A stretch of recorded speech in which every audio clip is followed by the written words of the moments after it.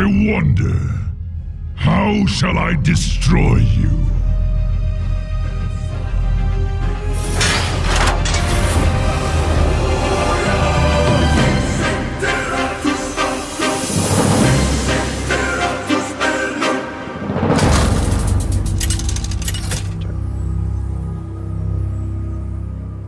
What'd you do for New Year's? I just hung out with a friend and may or may not have partaken in illegal activities. You tip in porta potties, that kind of thing? Yeah. Have you ever done that? No. Who does that? Well, I did. I would run out in the middle of the night with my friends when I was younger, and we would go to these construction sites, and we would tip over these porta potties, and of course that's just a mess.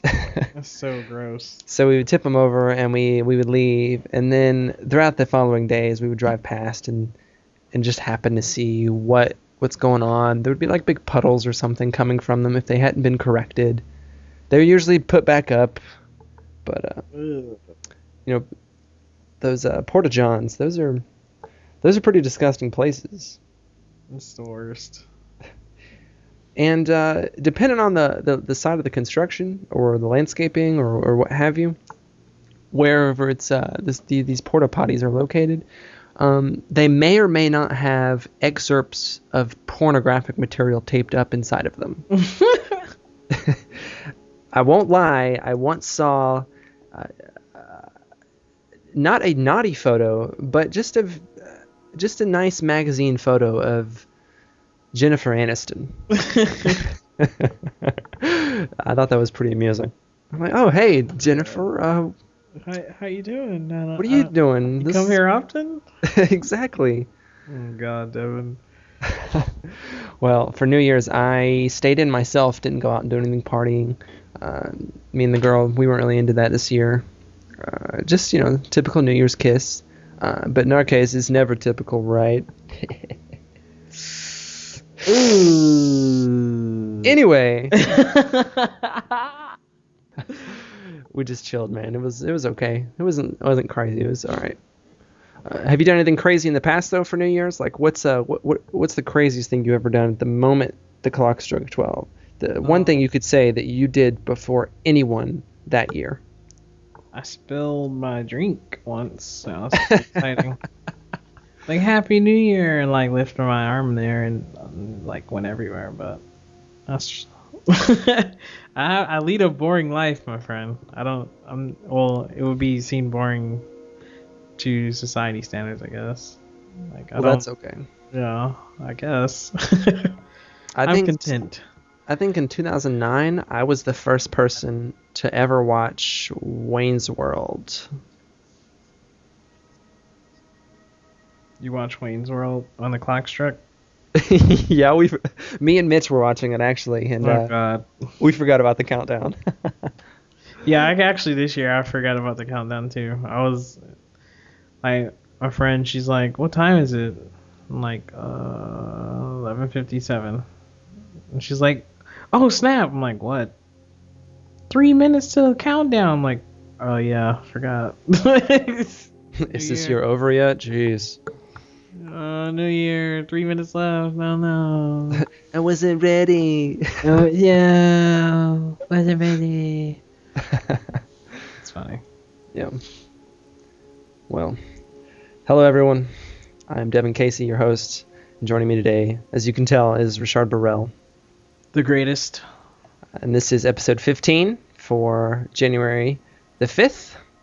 It is recently a new year. We're glad to be here in this new year with you to discuss very little Hearthstone happening, other than the fact that Season 2 of Ranked Play has been delayed due to bugs during the transition found during maintenance that prevented, quote-unquote, a smooth transition, according to Zariah on the forums. So we are still in Season 1, and everyone is at the ranks previously. I'm still at rank 15. And I can't seem to break out of that bind, admittedly, because I have not been playing much. But you, on the other hand, what's going on?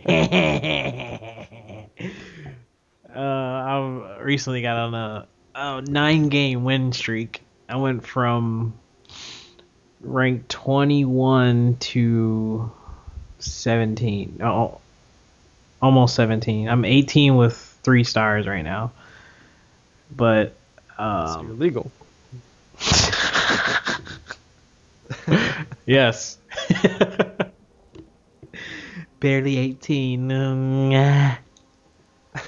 Anyway, so that's been I've been using I've been going back and forth between this rogue deck that focuses on. Actually, let me just bring up the deck list since I'm already in Hearthstone. Okay. It is. Now you've only been playing rogue. You haven't been working with anything else. I have 3 like main ranked decks I use. 2 of them are rogue and 1 is shaman. Okay. The shaman one I picked up from Doom DG. It's a counter aggro deck. Mm-hmm. It focuses on killing their minions while doing damage to them with spells and some minions as well. Okay. I've probably had maybe a 60-ish%, 60 to 70% win rate with that one. The rogue deck I'm using mainly is it's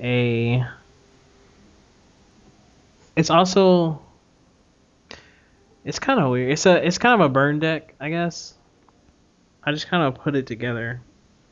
It was like loosely based on another deck that I saw, but I had to change it due to the lack of legendaries and other cards. But it's working out. Found it in the forums, so it wasn't any particular pro player. I see. It just happened to be something that someone else was working with, and it seemed to do well. Yeah. What do you think it particularly counters?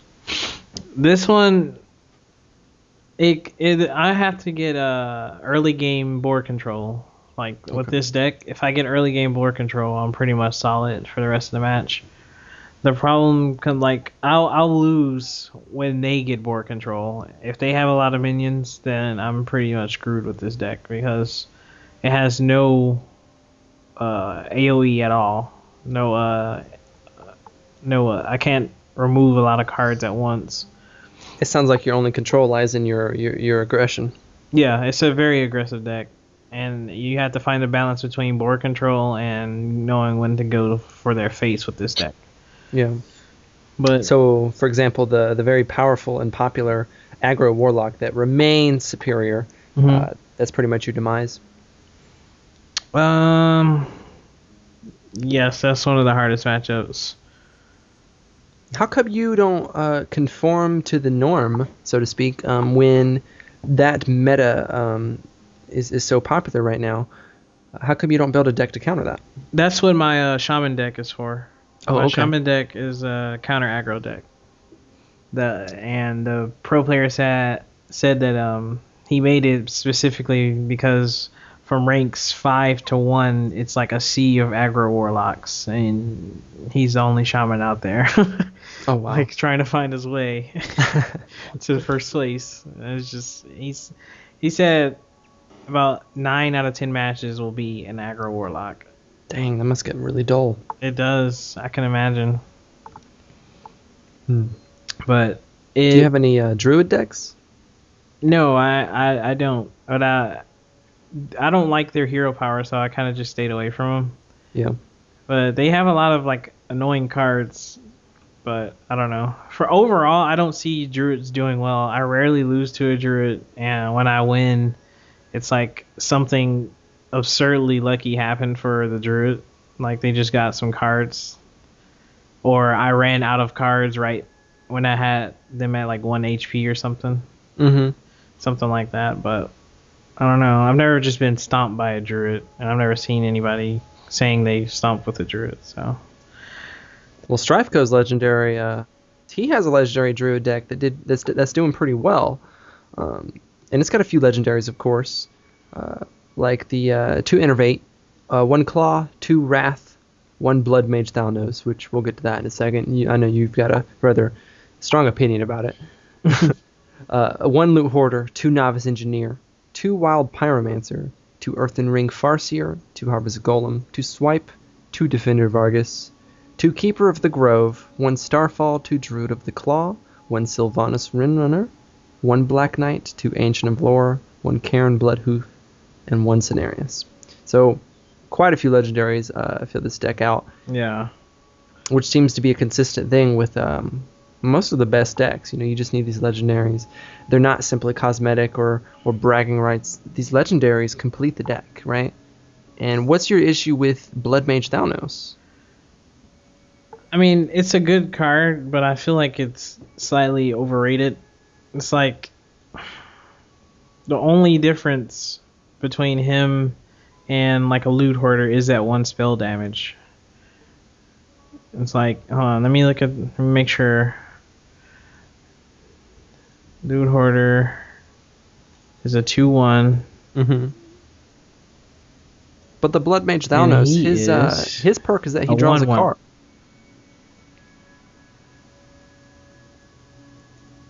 Yeah, that's the Loot Hoarder. When he dies, he draws a card for you too. Yeah. So it's like that. Is that one? He has 1 less attack, and they cost the same amount of mana. And it's like, so you're gonna get that 1 more damage from the auto attack from the I said auto attack. We were playing too much League. From the trade. Yeah. It's like, yeah, you can use a spell on the hero or a minion, but it's like you get bonus 1 damage because he's on the field. If you use a spell, it's like that 1 attack. That 1 more attack that the Loot Hoarder has, and in most situations it would translate to being the same thing. That 1 more damage on an attack or a spell. So, I don't know. I don't see what all the rave is about him. They cost the same mana. He has 1 less health, he has 1 less attack. I'm sorry, and they both draw a card when they die. It's just that 1. I don't see why that 1 spell damage puts him in so many decks. And how much is his mana cost again? He's a 2.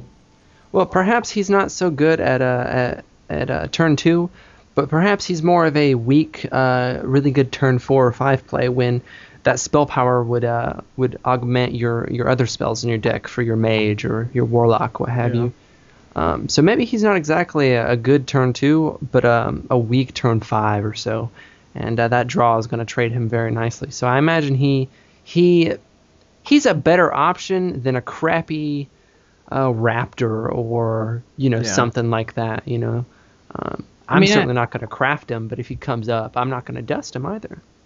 I can kind of see him being like maybe on a turn before Pyroblast or something, or not Pyroblast because Pyroblast is 10 mana, right? Or is it 8? It's 8. Pyroblast is 8. Yeah. Okay, so a turn before Pyroblast, you put down like a Malygos or something else, and then he could be like icing on the cake. Like you set yourself up for a bunch of spell power on your next turn, and then since he's only 2 mana, you can drop him for like an extra 1 damage on the spell or something before you cast it. I mean, yeah. Late game, he's a great, because he's such low cost, and because he's such low health, he's basically a card draw. Like, you're going to get that card draw in no time. So it's basically a +1 spell / card draw, and that's not bad for such low mana cost. So playing late game, he's a great combo. Yeah, and people don't like when you have spell cards on your board, but at the same time, they don't want to use their late game minions with like 7+ attack and stuff to trade with this 1/1. They might as well have taunt written on it. Yeah, it's like you have to though, because that spell, they're gonna get more and more +1 spells off if you don't. Yeah. You're like, okay, I'll survive 1 turn, and then they get that 1 extra arcane missile that kills your something. It's like, well, what do you think about the rest of this deck? I mean, they got some Innervate in there. They're taking advantage of mana, and there's a Loot Hoarder, Novice Engineer, so there's some draw. There's 2 Wild Pyromancers. That's the one that deals 2 damage across the board, right? Yeah, so all minions. So unusual. I wish Wild Pyromancer didn't hurt himself, because it's like, if you hit most of the minions I find myself trading with, if I drop him on 2, turn 2, which is like a rare case, but it's like they'll either have 1 or 2 damage, and it's like you can't trade with him, or you'll trade with him and then cast a spell and he dies. So I think it's supposed to be used like later, like you drop him and then cast 2 spells to do 2 damage to everyone on 1 turn when you have a lot of mana. Like a lot of I like cards like that people will use them early just because they have a low cost, but they're a lot more effective when you use them in combination with things late game. Yeah, this like, is I don't know. This is an unusual deck in general. Like, it's got 2 Earth and Ring Farseers, so plus 6 health, 2 Harvest Golems. Yeah, that's a rare card. Yeah, this is just a weird deck. I would really love to see it span out. I think its success comes in having 2 of just about everything. Except only 1 Starfall. Like, such an unusual deck. I'm gonna have to build this deck and see how it works out. If I had all the legendaries, what is Ancient of Lore? I'm trying to find that in my collection and crafting mode right now. Do you know what that card is? Ancient of Lore. Is it a neutral or is it a druid card? It's a druid card. Okay, that's why I couldn't find it. It's the 7/5/5, where you choose 1 and you draw 2 cards, or you restore 5 health. So it's a 7/5/5 minion, and then you lay it, and you get to 2 options. You choose to draw 2 cards, or just restore 5 health. So a hybrid, a little helpful, useful card. Not bad. Cenarius is another legendary. Yeah, it is. Give your other minions 2/2, or summon 2/2/2. Wow. Mm-hmm. That's or summon 2/2/2 treants with taunt. This deck really seems to me to come across as like, this deck has an answer for everything, and it doesn't have a particularly strong focus in any one thing. Yeah. I'm surprised. I very much doubt that this deck made it to Legendary from 25 without any revision. I really do. Yeah. Or that this deck was this deck made it to 25 all on its own. This deck was used in conjunction with other decks, and maybe was really good at combating other metagame decks. It's just such an unusual deck. Has an answer for everything. Sometimes you just need to have a strength or have a niche, and this one doesn't necessarily fill anything other than a jack of all trades. That's just my opinion. Mm-hmm. But not bad. It definitely got to Legendary. Strifeco's a pretty good player. Why don't we move on? You ready? I'm not saying it like that. Come on, say it. I can't. Just say it. No. Welcome to today's Card Conquistador. Oh, come on. You did it so good in rehearsal. We didn't rehearse this. So? Card Conquistador! Brought to you by Audible, where you can get a free audiobook download of your choice at audibletrial.com/discussion. You have your choice of over 100,000 titles to choose from for your iPhone, Android, Kindle, whatever. You can read books, listen to books on whatever. Be it Warcraft novels from this universe, Harry Potter from others, Tom Clancy, Stephen King, whatever. Get your free audiobook today at audibletrial.com/discussion. If you don't want to help us out, buy a shout out in the middle of the show, beginning of the show, the end of the show, or donate. If you just help yourself to a free audiobook, that's all the support we need. That helps us out. It goes directly to us, and Audible gets to benefit from that directly also. So audibletrial.com/discussion is your gateway to some entertainment.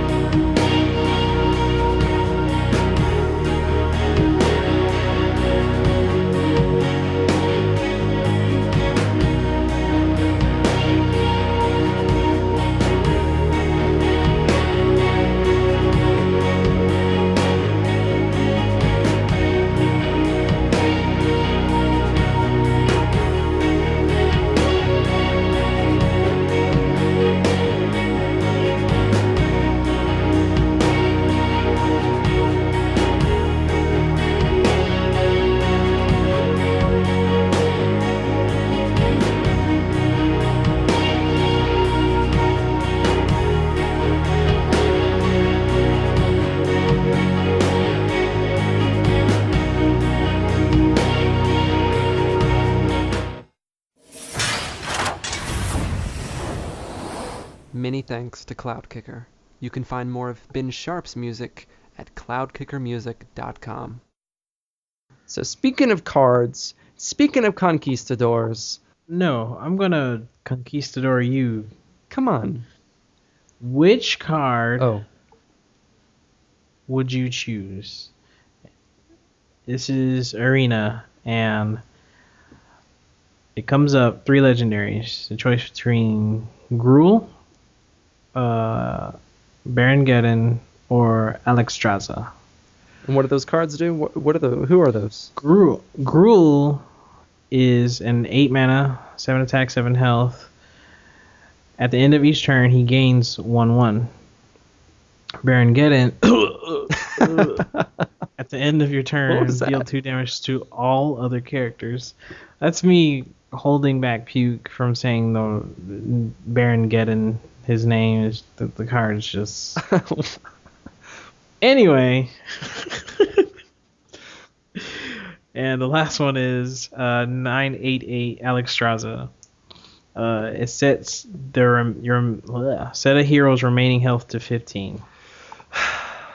The choice is not immediately apparent. I know. Wait, didn't they change Alexstrasza recently? Her card text used to take away warrior's armor, but it doesn't anymore. Is that correct? The card text didn't address it. It was the mechanic itself. Her battle cry, which sets a remaining hero's health to 15, that would destroy all of a warrior's health. So if they had 10, 5, 6, 14, whatever, how many armor, it would be nil. The armor, all of the armor, didn't matter what it was, would be gone, and their health would be set to 0 or to 15. Now that's been fixed, as far as I know, where it sets the warrior's health to 15, and then they simply retain whatever armor they had. Their armor is unaffected.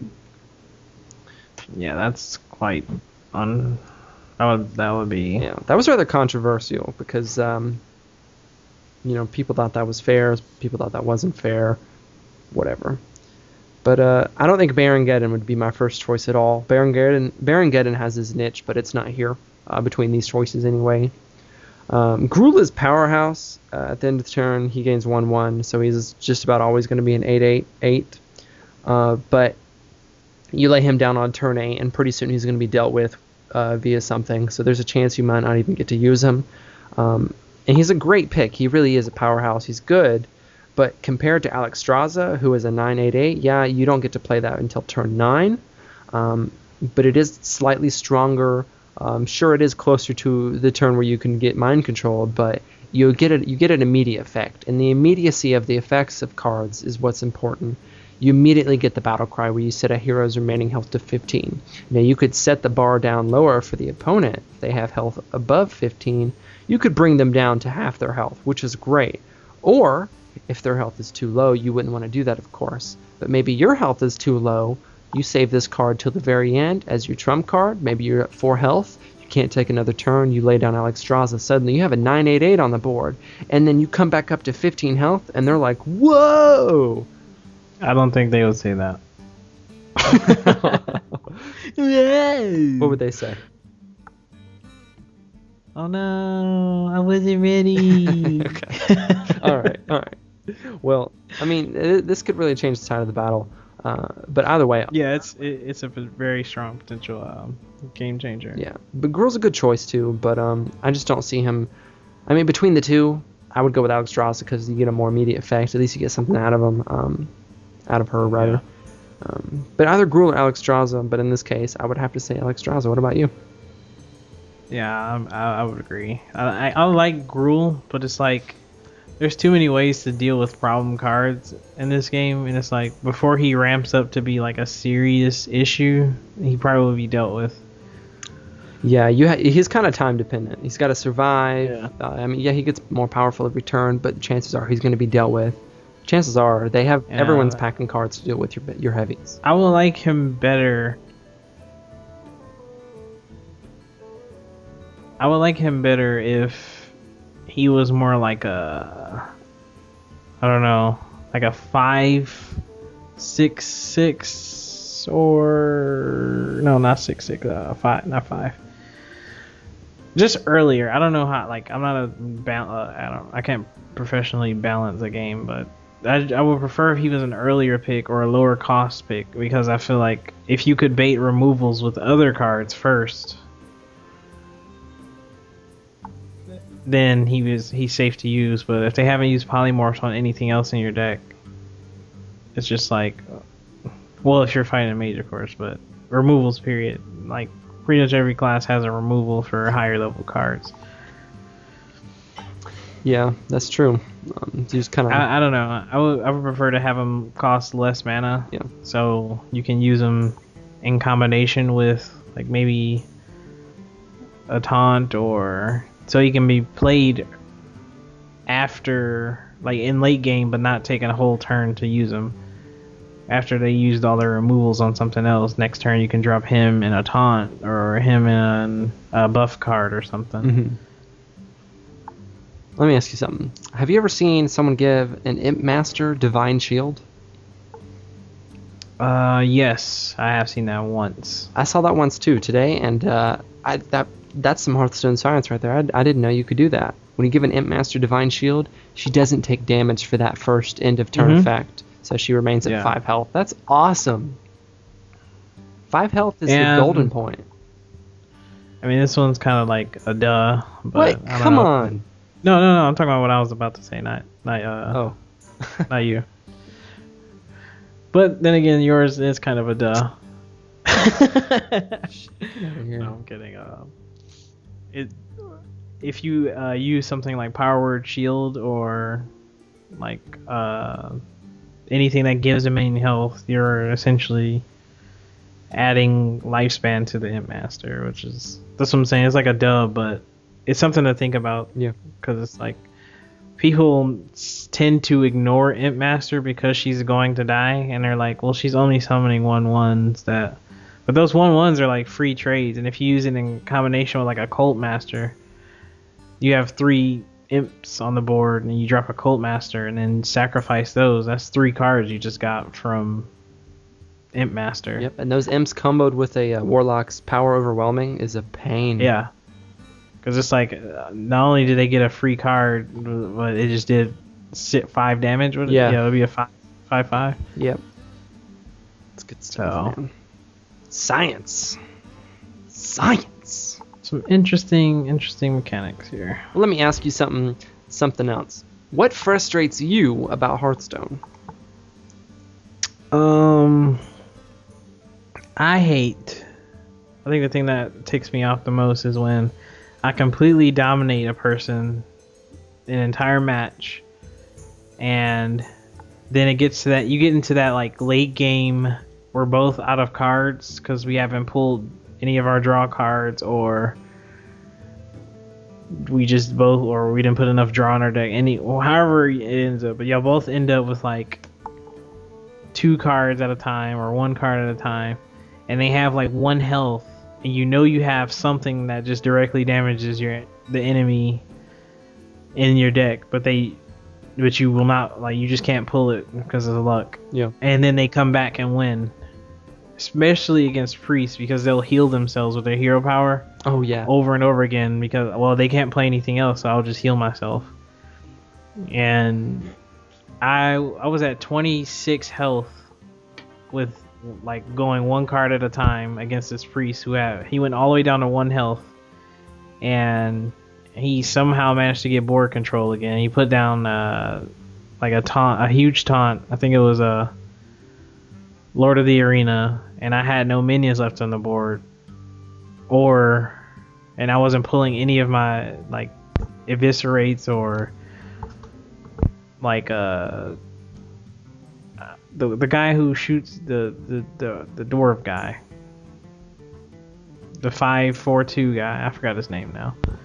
Like anything that deals damage directly to the hero, I wasn't pulling any of those cards, so he just came back over time and just killed me. He got board control, and then on the turns, like occasionally between like him putting down taunts and stuff, I would hit him, but then it would be just enough to where he was back at 1 health, but then he would heal it back up again. So like that, I think that's the most annoying thing I've ever dealt with in this game is people coming back after you've dominated them the whole game purely because of draw. Right, they get lucky, and it was going in your favor because of your choices, but then RNG balances out and gives the game to them. Yeah. That's pretty frustrating, but what can you do? Cry. Yeah, you can cry into your silk napkin. So, looking at this picture, I see the dragon categorization on Alexstrasza, and made me wonder, are there any like viable dragon decks? Are there enough dragon cards? Because I know there's like pirate decks, murloc decks, and beast decks, but I've never heard of any like popular dragon decks. I think the dragons tend to stick with the particular theme that dragons in general, according to lore and various lore, they're so strong and powerful.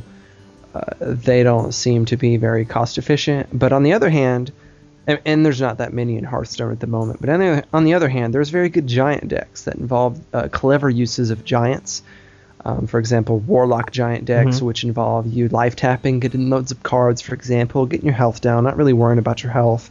And then because your health is so low, and because you have so much aggro and small minions on the board, you can draw that one giant that benefits from having multiple minions on the field for cheap. Yeah, the 8/8. Right, and then because your health's so low, particularly because of your hero power, and because you benefited from that from having multiple cards, you're sure to draw your other giant, which benefits from the molten. Yeah, from having low health. So, I mean, those giant decks are very niche and can be overturned with just the right edge from the opponent. But in general, those are pretty strong, and it's really hard to find a good answer to those when it works out in their favor.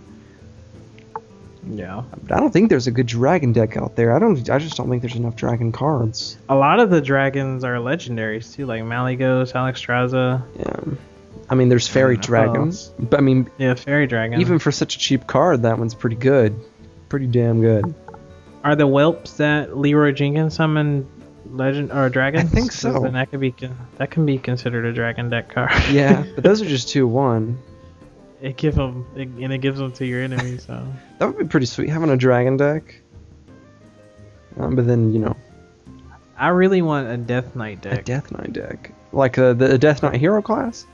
Yeah, the hero class and from World of Warcraft. I want them to be a playable class in Hearthstone too.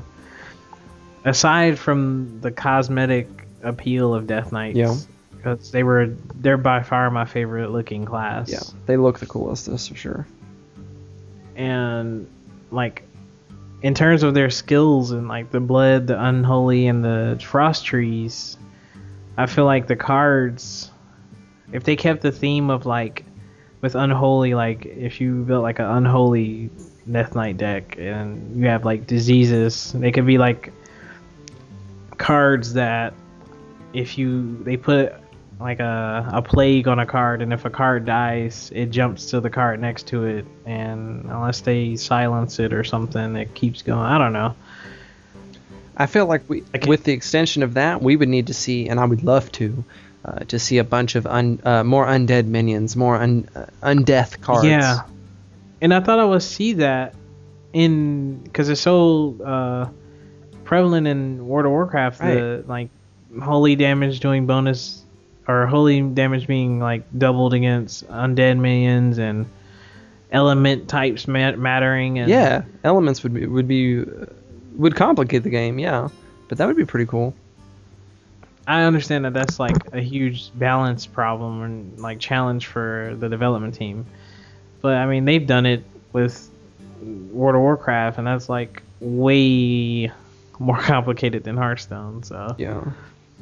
So I don't know. I would like to see some of that stuff, and I would also like to see, even though I don't really follow the lore that like religiously, like I know a little bit of it because I play Warcraft, but it would be cool to see like interactions between maybe even heroes, like if they're fighting a certain other hero, they say things differently, or or maybe there's two cards on the board that were related in the game. That happens sometimes. Like when you lay Illidan down and your opponent is the druid, he goes, "Hello, brother." Yeah, like that's so rare though. I wish they would have put more in it. Right. That. I mean, once again, it is still in beta though. So. Right. I mean, we can't even get into season 2 because of beta, so some issue with that. But what can you do? Anyway, what else are you playing? What other games are you playing? What have I been playing? I actually been playing a lot of Hearthstone. That's really like all I mean, me and you recently got back into WoW. Mm-hmm. And I've also been playing League of Legends, of course. Not so much console gaming. When I was at my friend's house and me and her decided to start a new campaign on Tomb Raider, and that game was amazing, and I'm starting to realize that again. It's a really fun game. Tomb Raider? It was okay. Mm-hmm. I liked it a lot. It's like nostalgia because I beat all of the PS1 Tomb Raider, so to see the character not violated by today's standards of living, like female characters for one, and to just see the same like gameplay in good graphics, it was just amazing for me. Same thing with like Rising or Revengeance. Like, I just love Metal Gear to death. It's my favorite series, so the game's like my enjoyment of the game was amplified by my fanboy. Yeah, heard that. I've been playing a lot How of. about yourself? I've been playing a lot of FTL, Faster Than Light, right? I Hate You Forever. Why? That's a good game. I watched the Steam trailer that they have on there, and was like, this just looks like I have to think a lot. No. And I don't want to do that. No, I feel you. I really do. I hadn't played it for a while. Well, no, I didn't play it for a while because simply looking at screenshots and doing the same thing, like, it looks really complicated, right? Like, there's a lot to do. But Giant Bomb really convinced me. They were talking about it just briefly, and like they said, it's a good game. It was considered, really. I mean, it was just a really good game. So I checked it out, and it's not actually all that complicated. In fact, it's not complicated at all. It just visually, it looks a little cluttered, but it's pretty easy to compartmentalize. Just check it out. Mm-hmm. It's good. It's simple micromanagement. It's a clicker. You don't have to do it's like nothing like StarCraft or anything. And it's really arcade-like in that you get as far as you can, and then you die. And then if you got far enough, you maybe unlock some new stuff for your next run, but you start new every time. So it's kind of arcade where your death matters, and you don't want to die. And so it really depends on how you do early on, that kind of thing. And resource management, and there's upgrades, and it doesn't dwell too deeply or get too in depth with anything, but it it handles very well. The graphics are good. It's just typical nice arcade fun. It's like it doesn't get any deeper than an arcade game should, and I think it's really good. You should definitely try it. I may. You may. Well, Hey, I'm okay. I thought the same thing when I saw Papers, Please, and I did, however briefly, I did enjoy Papers, Please. same for like 5 minutes. Yeah, it's like, alright, Oh, okay. this is just the same thing getting more difficult. I get it now. But there's no rewards. Right. I appreciate this, but I'm not about to do this for an hour. And I did it for an hour. I really did. But I think I have like maybe 16 hours of gameplay into it. what? I mean, that's not a lot. 16 hours? It's not a lot. I mean, think about it. You play it for an hour, like once a day, like every other day for like a month. You can get 16 hours pretty easily. Like, compared to the gameplay people have in other games on average, like, how about you just on one of your World of Warcraft characters alone? You probably have 92 days. What? Jesus Christ, Devon. That's just on Vrail. But he's been playing since since Lich King. I've been playing since Lich King, and I think I have. Actually, the person that I mained in Lich King, I didn't main ever again. So I think that character only has like 6 days. I think total I have 140 some days. That's crazy. No, it's nothing. Yeah. Imagine people who've been playing since vanilla. Right, exactly. Exactly. I don't even want to see. If any of the listeners out there have been playing since vanilla, send in like your played time for all your characters. Hit us up on Twitter at Discussion Show or something. Yeah. Leave a comment on our Facebook page or Twitter or something. Like, I want to know how long a vanilla player's game time is, because that would blow my mind. Like an active player. Mm-hmm. You think it would ever get past 400 days? Honestly, no. You don't think anyone has played 400 days on average? Oh. Other people, yeah. I know there's people probably out there with like 1,000 days worth of time. Damn! I wouldn't be surprised. We probably could just Google like the highest time played. But Hardcore parkour. What else? You been playing anything else? I recently started a new run through of the Phoenix Wright series, Ace Attorney, the first one. Oh, is that any good? I've been contemplating that for DS. It's so fun. But it's like It's not- it's a law game, right? Yeah, it's like you have to.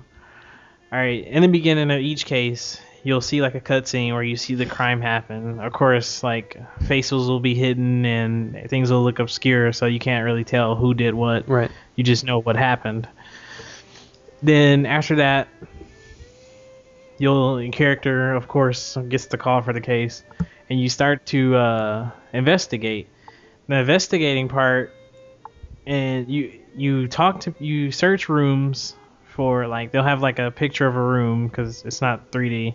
It'll be like a picture of a room, and you click stuff, and then they'll talk about it, kind of like Zelda, where they don't actually talk. It just they'll make a noise or something, and then the text goes. But every single character in that game has their own theme, their own what's the word I'm looking for? Not characteristics. That's the correct word, but it's like, what's a stronger version of characteristics? Like, they have their own attributes, quirks, I guess. I don't know, but they all have like a side. Like, there's one case where you're an actor was murdered. What? You saw? I'm struggling. I could tell. Oh god. Okay. Sorry about that. But anyway, there's one case where an actor was murdered, and all the characters that you talk to, interview, or whatever in that case, they all have names that mean something else. Like this one lady, her name is Wendy Oldbag. And one guy, his name is what's another person's name in that case? April Joy, something. No, I forgot. It's funny though. Like, they have stuff like that. Oh, there's one lady. Her name's Lotta Hart. What? And then her character is like brave and stuff and aggressive, so she has a lot of heart. Get it? Oh. It's small stuff like that they don't like shove in your face. You just notice it about the game. That makes it more funny and like interesting. Your best friend in this game, his name is Larry Butts, but everybody says, what was that kid's name again? Harry. So Harry Butts. Yeah, it's just stuff like that, and the cases are amazing. You actually get like emotionally involved in some of them, because like relatives of the main characters will die, and they'll be like, you have to solve the case, but the person you've grown to love is like hurting the case. It's cool. You should definitely play it. I recommend it. It's one of my favorite games. All right, I guess I'll maybe try a demo if there's one available.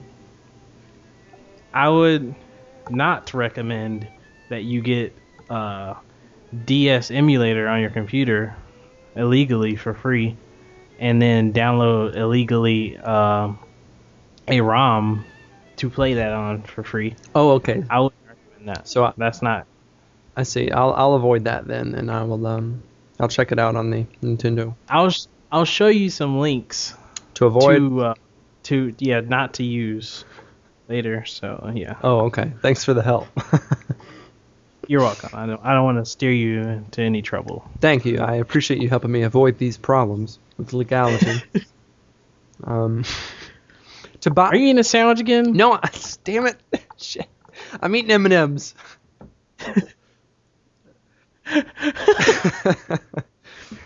He's like, this is my rational. Don't make fun of my lisp.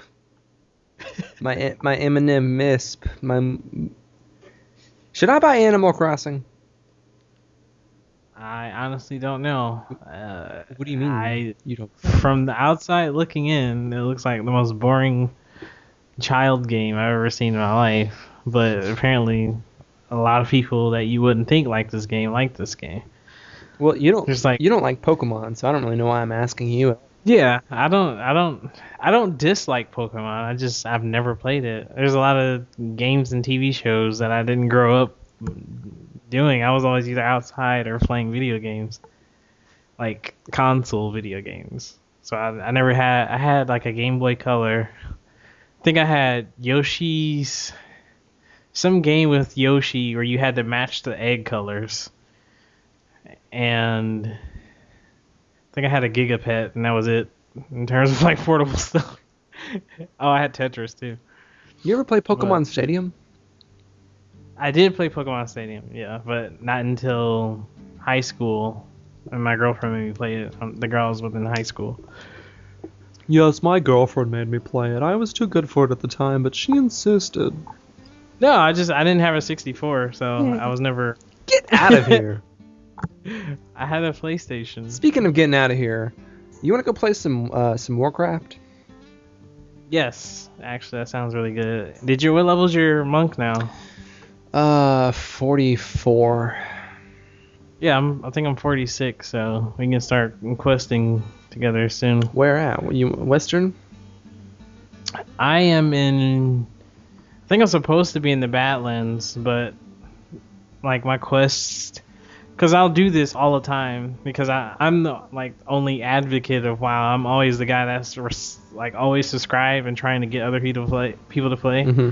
So I'll move my characters to places and then quest with people or wait for somebody, and then something will happen where they can't play. Oh. Then I log out and we never play again. So I'll log into my 90s and they're in the middle of the ocean, in some town I've never seen before, because I was just following my friend while he quested or something. Oh, okay. Like when I brought my shaman to Eastern Playland, I was in Anderhall when I logged in. I'm like, why am I in Anderhall? My fault.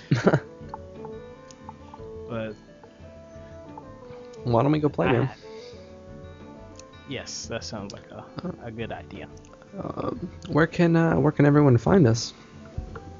You know, man. I mean, I know, but do they know? You guys can find us on Twitter at twitter.com/discussion show. Is that correct? That's correct. Okay, just making sure. Sometimes I'll say Duelist Show. Duelist Show. You can find us on Facebook at facebook.com/duelistdiscussion. We're also on iTunes. Please leave us ratings and comments. We'd love to hear what you guys think about us. And I think that's we recently started our YouTube channel. So just on YouTube, it's actually kind of hard to find us. I googled it or searched in YouTube myself, and it was difficult to find us. But Yeah. if you look up Duelist Discussion, you'll find us eventually, because I think we're the only thing named Duelist Discussion, at least that I've seen. Yeah. So it can be difficult, but we'll put links and stuff somewhere, or you can just click it if you can't find it yourself. So It should be on the home site. In any case, thanks for joining us, everyone. Thank you for joining me, Rishard, and we will catch you next week. For sure. Have a good guy. Ugh. Never mind. Bye. Peace.